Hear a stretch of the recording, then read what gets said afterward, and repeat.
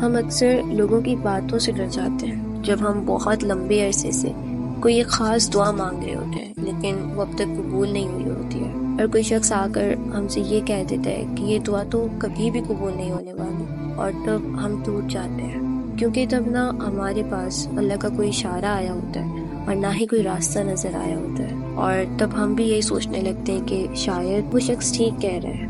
تم یہ کیوں بھول جاتے ہو کہ تمہارا اللہ تمہاری یقین اور اس شخص کے گمان سے بہت بڑا ہے؟ ایسا کیسے ہو سکتا ہے کہ تم اللہ پہ ایمان لاؤ اور یہ جان ہی نہ پاؤ کہ وہ ایک انسان کی سوچ میں یا گمان میں نہیں سما سکتا؟ وہ تو بڑا وسیع ہے، وہ تو سب کچھ کر سکتا ہے۔ کس نے کہا کہ وہ نصیب نہیں بدل سکتا؟ کون کہتا ہے کہ وہ تمہیں تمہاری چاہت نہیں دے سکتا؟ کون کہتا ہے کہ وہ تمہارا دل نہیں موڑ سکتا؟ جو یہ کہتا ہے وہ جھوٹ کہتا ہے، کیونکہ میرا اللہ ایک انسان کی سوچ جیسا تو نہیں ہو سکتا، وہ بھی ایسا انسان جس کو اس کی کسی ایک محرومی نے اس مقام تک پہنچا دیا ہے کہ وہ اللہ پہ توکل کھو بیٹھا ہے، جو اللہ کو سمجھ ہی نہیں پایا۔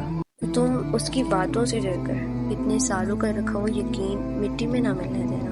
تمہیں لوگ بہت کچھ کہیں گے، تمہیں ہر شخص اپنے ایمان کے مطابق اللہ کا ایک الگ تصور دے گا، لیکن تمہیں اللہ کو ان لوگوں کے بنائے ہوئے امیج سے نہیں سوچنا، تمہیں اپنے یقین سے سوچنا ہے، اور تمہارا یقین یہی ہونا چاہیے کہ تمہارا اللہ ہر چیز پر قدرت رکھتا ہے، کون کیا کہتا ہے کیا نہیں۔ تمہیں یہ نہیں سوچنا، تمہیں یہ سوچنا ہے کہ تمہارا اللہ کیا کہتا ہے، اور تمہارا اللہ یہی کہتا ہے کہ مانگو مجھ سے میں قبول کروں گا۔ بس یہاں آ کر ہر بحث ختم، ہر سوال ختم ہو جاتا ہے۔ اس نے کہہ دیا سو کہہ دیا، اور تم پہ فرض ہے وہ جو کہے چپ چاپ مان لیا جائے۔